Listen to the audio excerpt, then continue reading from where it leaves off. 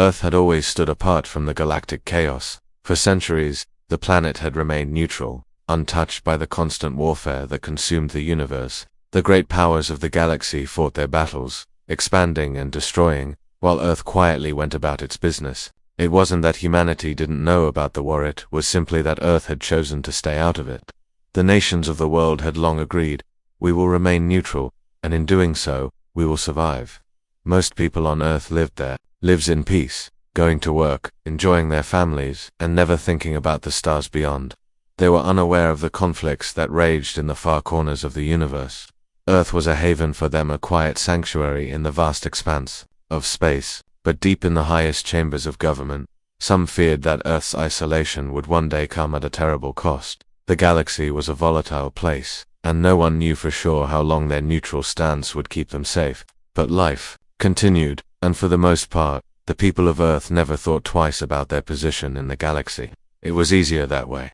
One ordinary evening, as the sun dipped below the horizon and the city lights flickered to life, the first signs of trouble appeared. It was a small anomaly at first, almost unnoticeable. A disturbance in Earth's atmosphere, just a blip on a radar screen. It was picked up by the military at first, but they dismissed it as a mistake. After all, Earth had always been calm, and nothing ever disrupted their peaceful existence. But something about this disturbance felt different. The radar blip was too consistent, too strange. Soon more reports came in.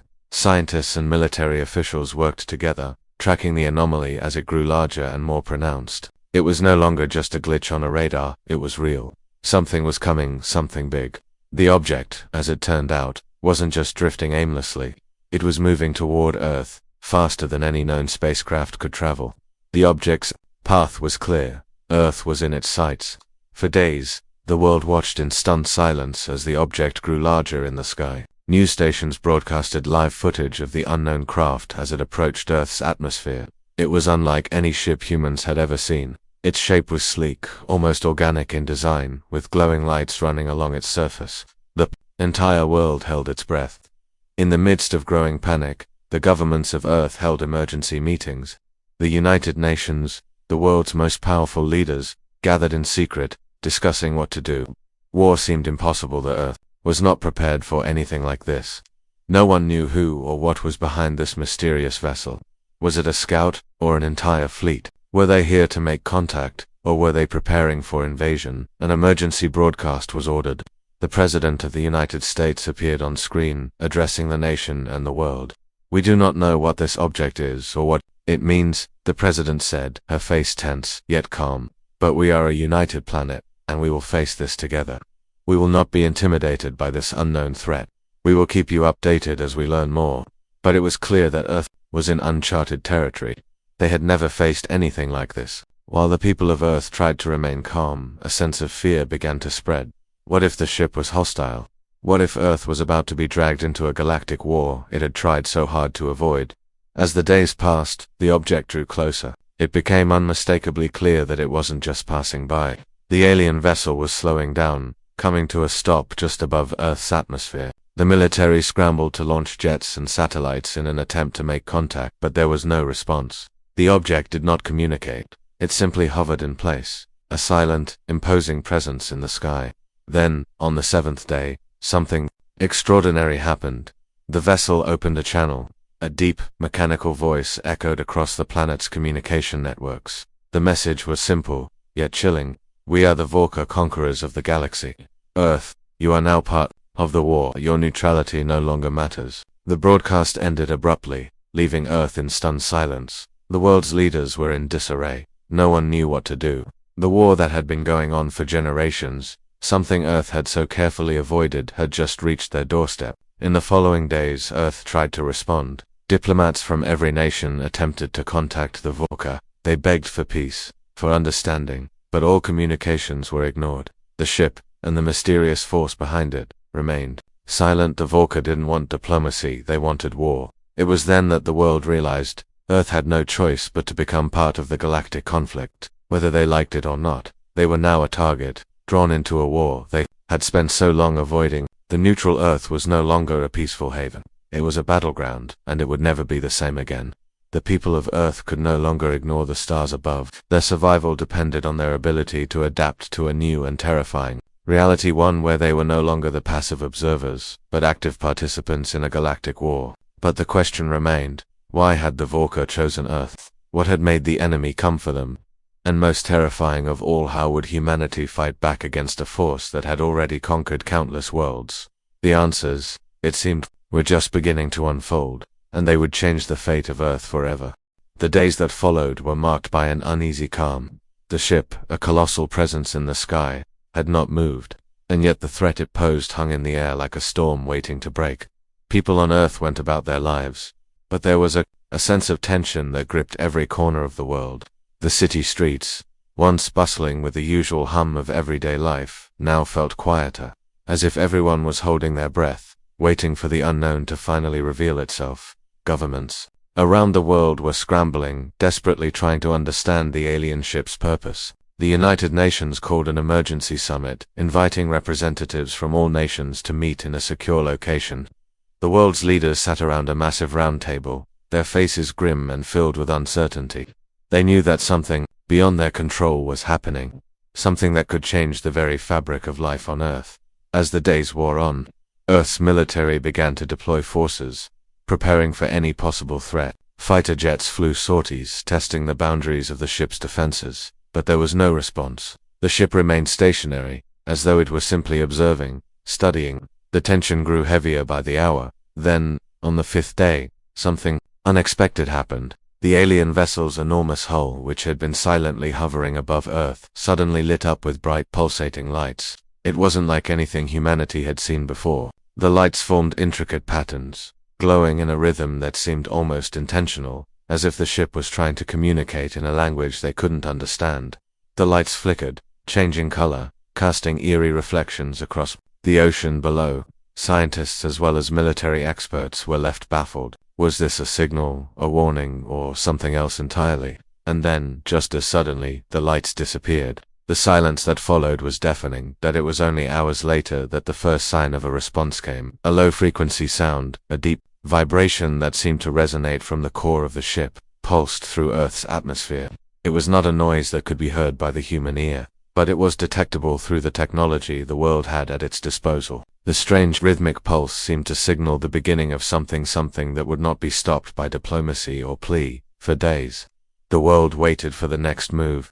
The massive alien ship sat overhead, its looming presence a constant reminder of the looming danger, and then, finally, the response came. It was unlike anything humanity could have anticipated. Across the global news networks, a single message flashed on every screen. "You have been chosen," it read. The message was short, but its implications were anything but. The world watched, unsure of what to make of it. It was not a declaration of war, not yet.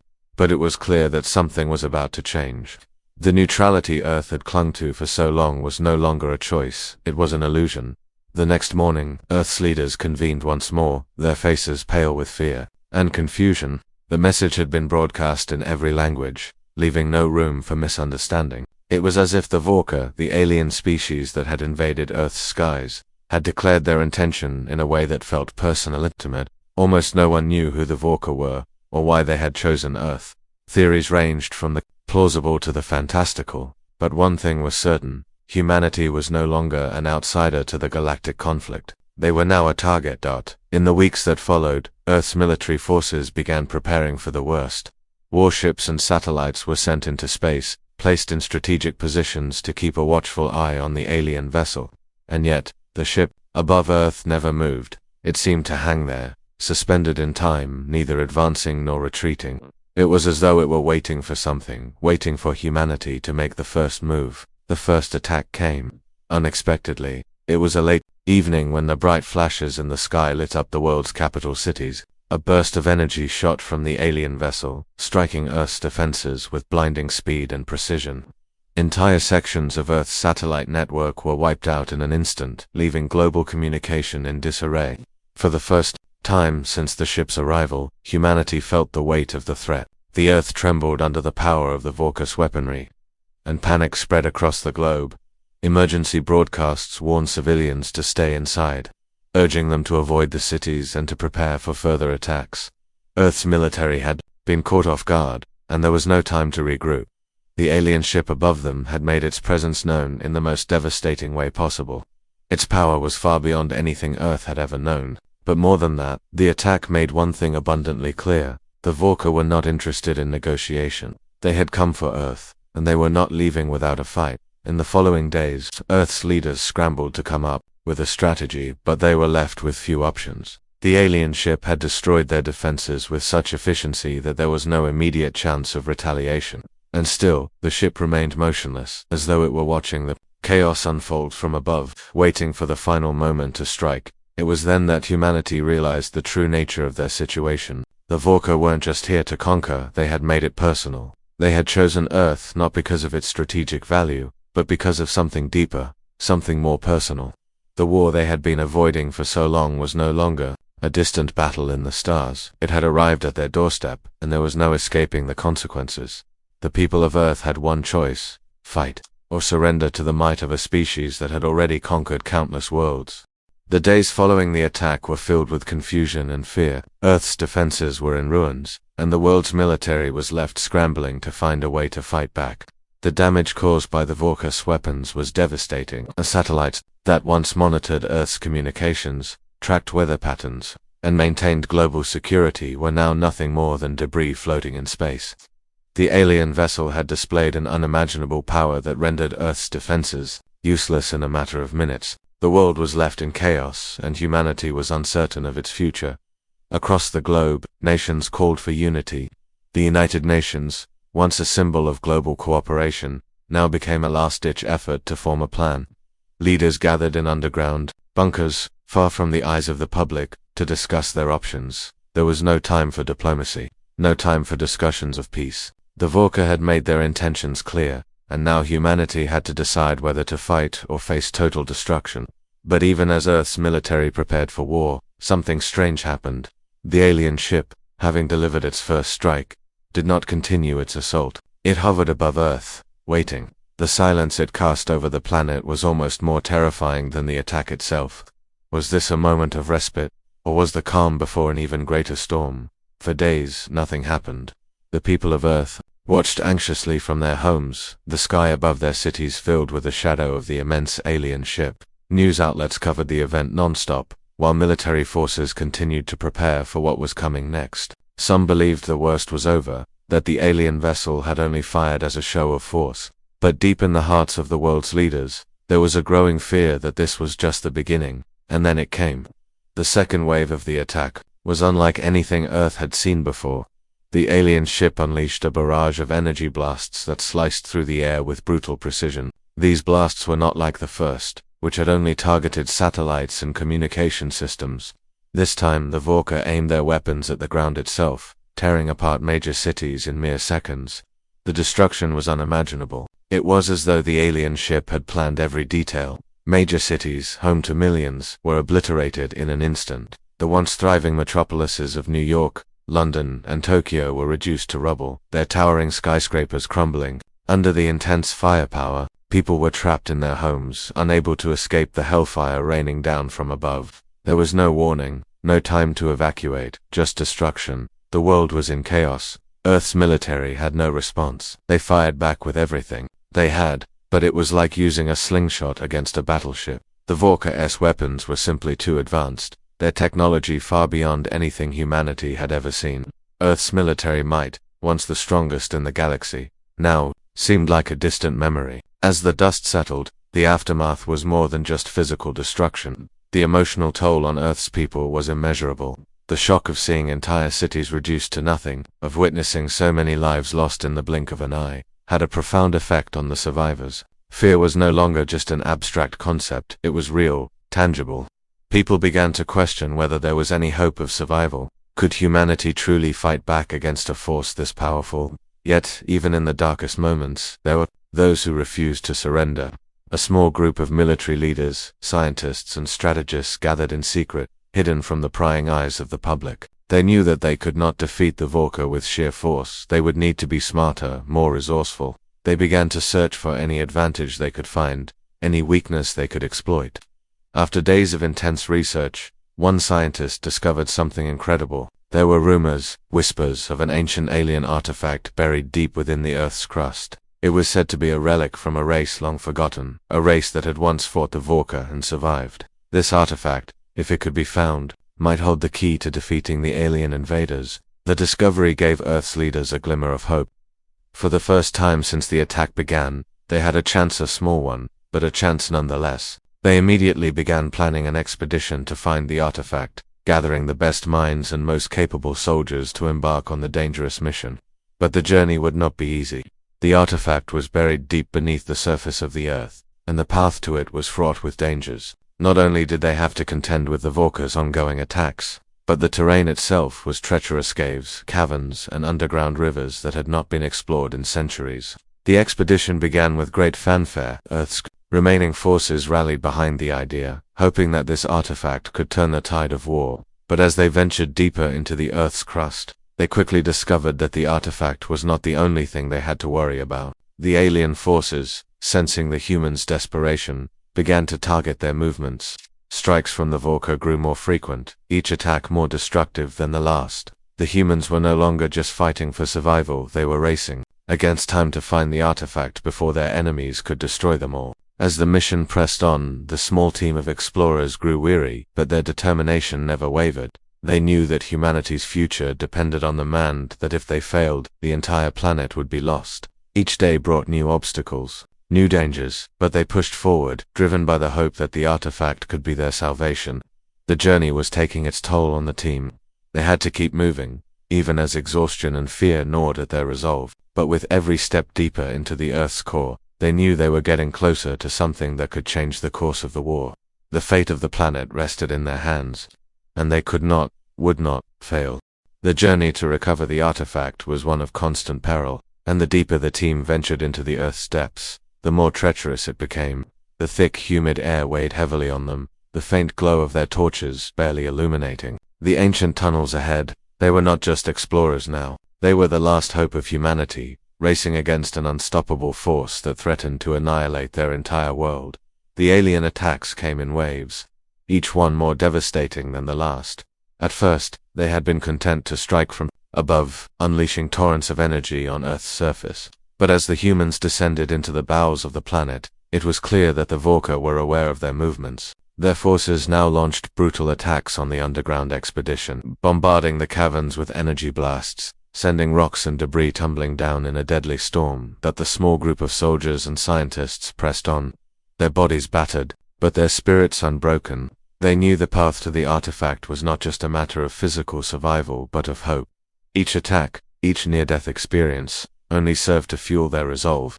They had come this far, and they could not turn back now. Earth's future hung in the balance, and they were the only ones who could change the tide of the war. For days they trekked through the winding, forgotten tunnels, navigating through ancient underground cities that had been lost to time. The walls were covered in strange markings, alien symbols that none of them could decipher. The artifacts and technology they found were advanced, yet eerily ancient, reminding them that the war with the Vorka was not a recent development, but one that had lasted for centuries. These ruins were evidence of a past war, a war humanity had never known about, and, perhaps, they held the key to the future. On the sixth day they reached a vast chamber, its size almost overwhelming. The ceiling stretched high above them, lost in the shadows, and the air was thick with the scent of ajoled dust. The floor was covered in rubble, the remnants of some ancient battle. At the far side of the room, nestled against the walls, lay a large, glowing object, smooth and pulsating with an eerie, otherworldly energy. It was the artifact they had been searching for. The object was covered in strange symbols and intricate carvings, its surface shimmering with a faint blue light. For a moment the team stood still, stunned by the sight of it. They had found it. They had found the one thing that could possibly save them all. But as they approached, their sense of awe was quickly replaced by a creeping sense of dread. Something about the artifact felt off and unsettling, as though it were alive in some way, as if it had been waiting for them. The lead scientist, Dr. Grace Hollis, was the first to step forward. She was an expert in alien technology, and her hands shook slightly as she reached out to touch the surface of the artifact. The moment her fingers brushed against it, the ground beneath their feet trembled. The lights in the chamber flickered, and the temperature plummeted. The entire room seemed to come alive with energy, and a deep, resonating hum filled the air. "What's happening?" one of the soldiers asked, his voice trembling. Dr. Hollis stepped back, her heart racing. "It's activating. Before she could say another word, the walls around them cracked open. From the cracks emerged strange, glowing shapes, alien figures, shifting in and out of focus, like shadows given life. They moved with a fluid grace, their glowing forms emitting an eerie, unsettling glow. These were no ordinary alien soldiers, they were phantoms, beings that seemed to exist outside of time and space. Their faces were hidden in darkness, their bodies ethereal and intangible. The team raised their weapons, but the glowing figures simply floated past them, unaffected by the barrage of fire. They weren't attacking, instead they seemed to be observing, as if they were part of the artifact itself, guardians of something far greater. The entire chamber pulsed with energy, and the team's vision began to blur as the room seemed to twist and distort around them. "What is this place?" whispered Captain Erickson, his voice filled with awe and fear. It's a gateway," Dr. Hollis breathed, understanding dawning on her. "This artifact is not just a weapon. It's a portal, a bridge to something far beyond our world. Something older than the Vorka." As the realization settled in, the ground beneath their feet quaked once more. The hum grew louder, and the chamber seemed to shrink as if it were closing in on them. The alien guardians began to converge around the artifact, their forms becoming more solid, more real. They were not hostile, but they were not welcoming either. They were ancient beings, perhaps the remnants of a long-lost race that had once fought against the Vorka, but their allegiance was unclear. Suddenly, a deep voice echoed through the chamber, reverberating in the minds of the team. It wasn't a voice they could hear with their ears, but one they felt deep in their consciousness. It was the voice of the artifact itself, or perhaps of the guardians who had long protected it. "Why do you seek what was never meant for your kind?"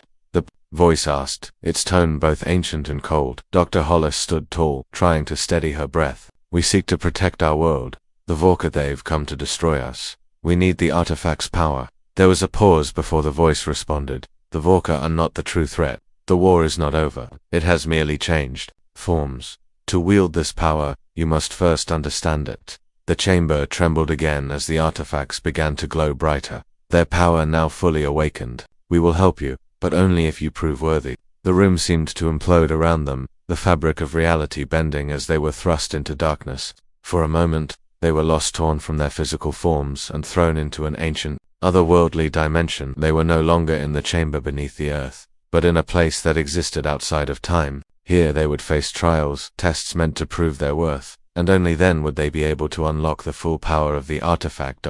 And so, the journey continued, not just against the Vorka, but against the very fabric of the universe itself. The fate of humanity rested in their hands, but whether they would prove worthy of the power to save their world, only time would tell. The trial was unlike anything the team had ever faced. Time seemed to lose all meaning as they found themselves in a place that wasn't quite space, and wasn't quite the Earth they knew. The air was thick with an otherworldly presence, and the ground beneath their feet seemed to pulse with ancient energy. For a moment, they were all silent, overwhelmed by the sheer scale of the place. It felt as if the very essence of the universe was watching them, waiting. The voice that had spoken to them before echoed again, not in their ears, but deep inside their minds. "You seek to wield the power of the ancients," it said. "To do so, you must first confront what lies within you. Only when you understand your own darkness can you harness the light of the artifact."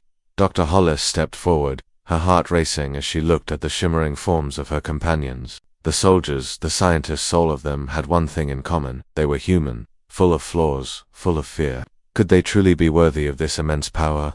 Would they be able to pass the trials that lay ahead, or were they doomed to fail? As if to answer her thoughts, the world around them shifted. The ground beneath their feet cracked open, and a blinding light emerged from within. One by one, the team members were pulled into the light, their surroundings dissolving around them. They were no longer standing in a chamber, but were now separated, each facing their own trial, each forced to confront the part of themselves that they had never truly understood. For Captain Erickson, it was his past, the walls of a long-forgotten battlefield appeared before him, the sounds of gunfire and explosions ringing in his ears. He was back in the war, the same one that had left scars on his body and soul.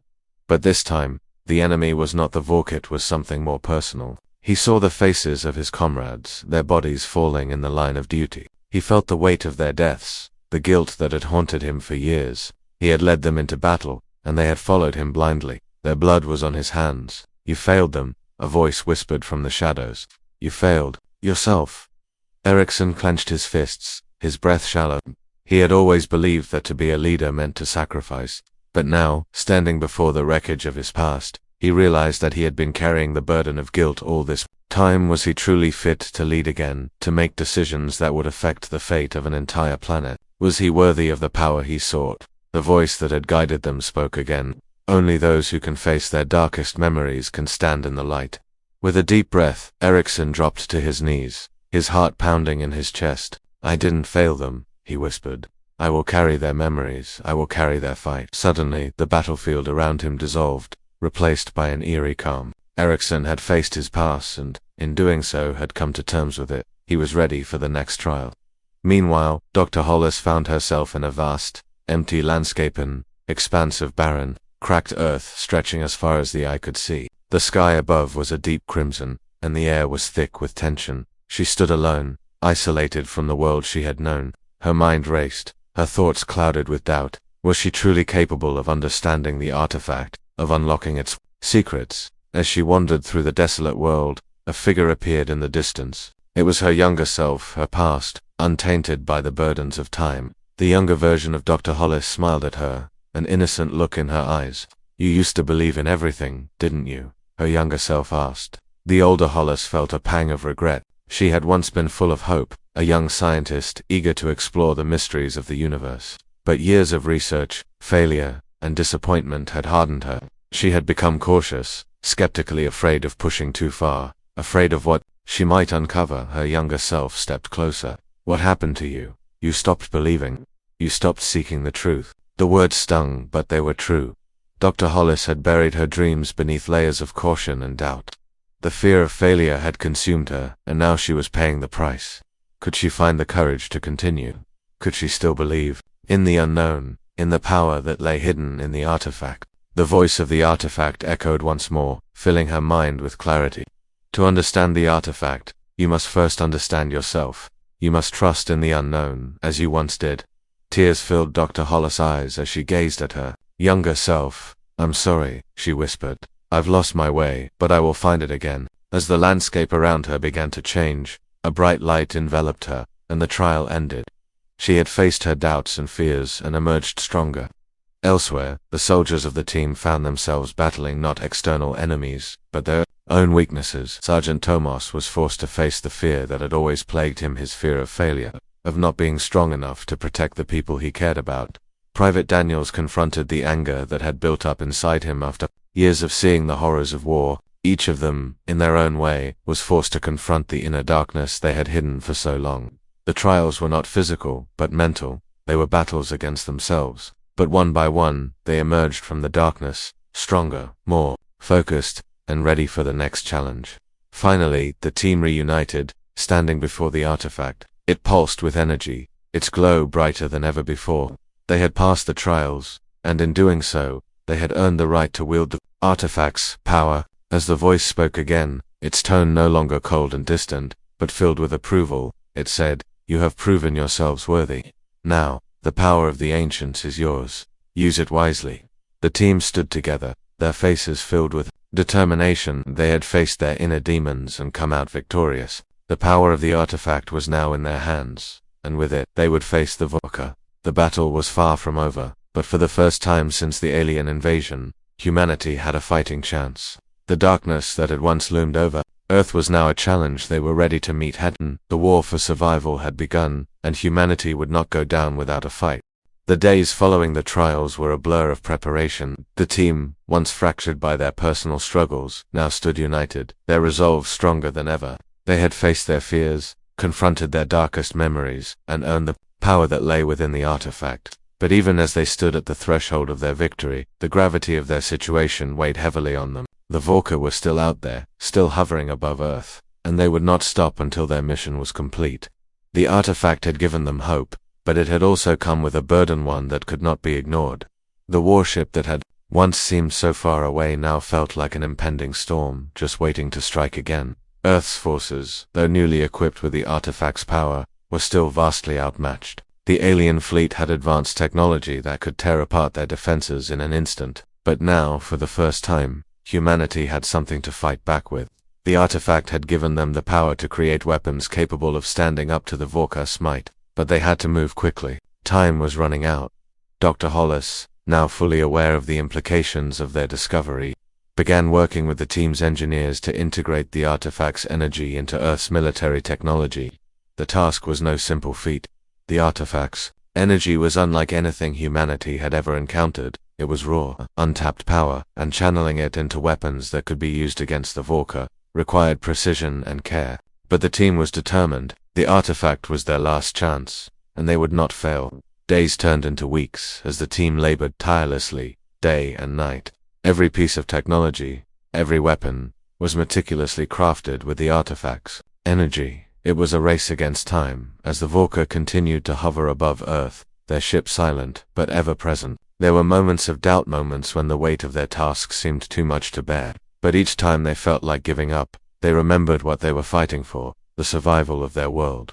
Captain Erickson, who had once been consumed by guilt over the lives lost in previous battles, now found solace in the work they were doing. As he looked around at his team, he realized that this was his redemption. This was his chance to make up for the mistakes he had made. He could no longer afford to live in the past. He had to focus on the present and on the people who were relying on him now. The team's efforts came to a head when they finally completed the first phase of the weapon, a new type of energy cannon capable of harnessing the artifact's power. It was massive, its sleek design belying the raw force it could unleash. The cannon was mounted on one of Earth's most advanced warships, and the team was ready for its first test. The day of the test was tense. The warship, now equipped with the new weapon, sat just outside the Earth's atmosphere, poised to take on the Vorka ship if necessary. The crew stood at attention, their eyes fixed on the monitors that tracked the Vorka vessel. The silence that had hung over Earth for so long was deafening. They all knew what was at stake, but none of them spoke it aloud. They didn't need to. Dr. Hollis and the engineering team worked quickly to calibrate the cannon. The energy readings surged, and a low hum filled the room as the weapon powered up. Every heart in the room seemed to beat in unison with the growing energy. Finally, after what seemed like an eternity, the weapon was ready, targeting the Vorka ship. Captain Erickson said, his voice steady despite the tension that filled the air.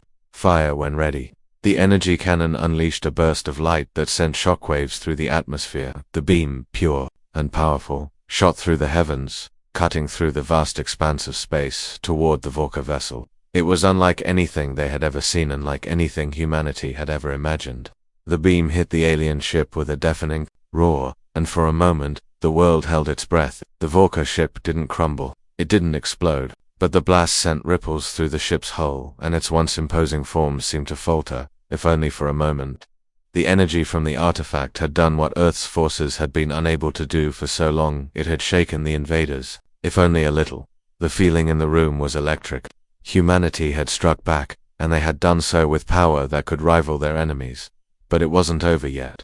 The Vorka vessel, though shaken, quickly recovered, and a new wave of attacks began to pour down upon Earth. The battle was far from over. The cannon had made its mark, but the Vorka were not going to retreat that easily. Earth had given them a taste of what was to come, and now the alien fleet was preparing for its next strike. The team quickly mobilized, preparing for a final confrontation. The newly powered warships, now armed with the artifact's energy, readied themselves for what they knew would be the most intense battle of their lives. The Vorka, for all their advanced technology, had underestimated humanity's resilience, and now they would pay the price.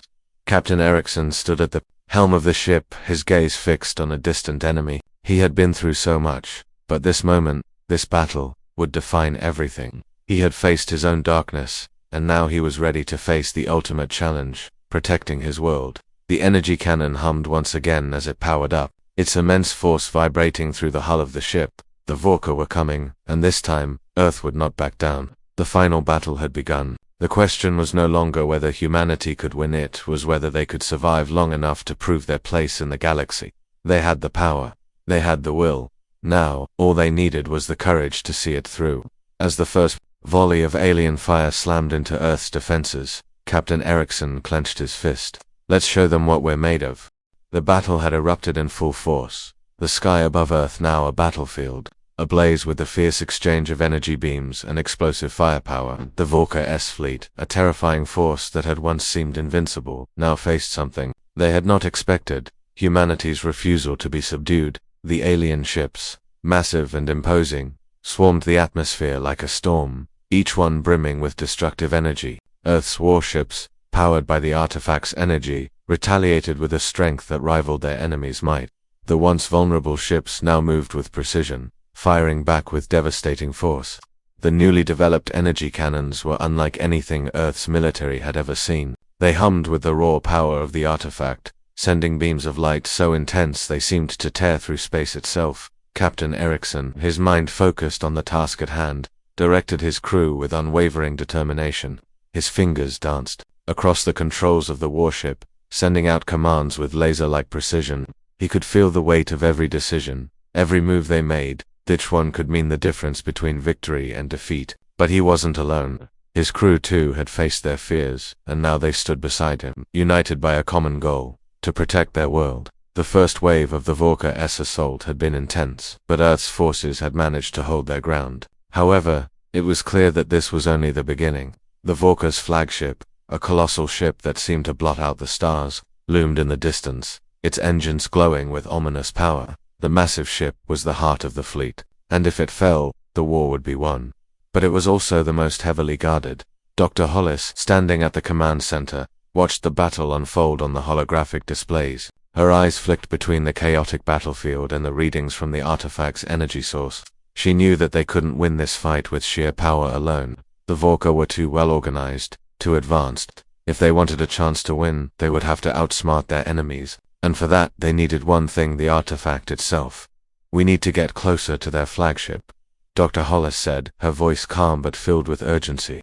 "It's the only way we can take them down. The artifact has the key to disabling their energy shields, but we have to be fast." Captain Erickson nodded, his face set in grim determination. "I know. We're going in." The warship, now equipped with the artifact's energy, moved toward the Vorka flagship. Every maneuver was a calculated risk, as the alien fleet closed in from all sides, their weapons firing with ruthless accuracy. The air around Earth seemed to crackle with energy, and each blast of light sent shockwaves through the ship, rattling its hull. But they pressed on, undeterred. As they neared the flagship, a massive explosion tore through space.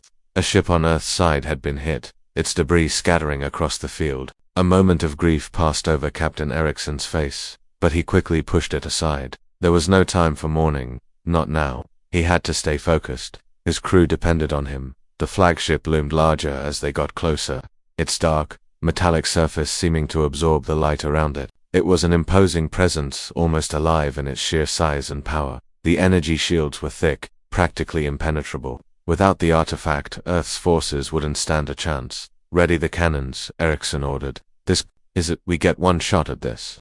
The warship slowed as they approached the flagship's shields. A tense silence filled the room as Dr. Hollis initiated the final sequence. The energy readings fluctuated wildly, the power surging as the artifact's energy was channeled directly into the warship's core. A high-pitched whine filled the ship, signaling that the weapon was charged. Erickson's voice cut through the noise. "Fire." The cannon, now fully charged with the artifact's energy, released a beam of raw power so bright it seemed to light up the entire galaxy.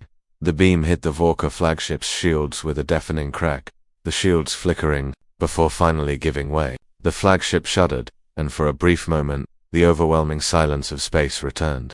It was a fleeting victory, one that would last only seconds. The Vorka flagship, though temporarily disabled, would quickly recover, but that was all. The time Earth needed. The flagship's shields weakened, the perfect opportunity for the final assault. The warship's crew, their hearts pounding with adrenaline, fired everything they had left. The energy cannon unleashed a series of blasts, each one striking the flagship's core.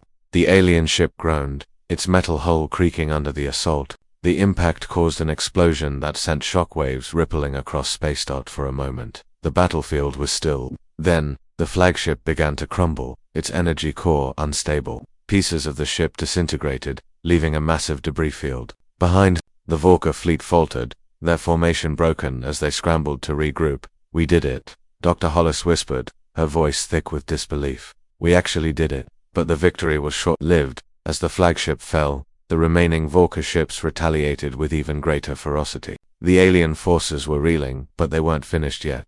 The battle had only shifted gears, and Earth's forces were still vastly outnumbered. The remaining ships continued their relentless assault, and soon, the warship was once again under heavy fire. Ericsson's hands gripped the controls tightly as the ship rocked from another blast. "Hold your ground," he commanded, his voice steely with determination. "We've come this far, we're not backing down now." But the fight was far from over.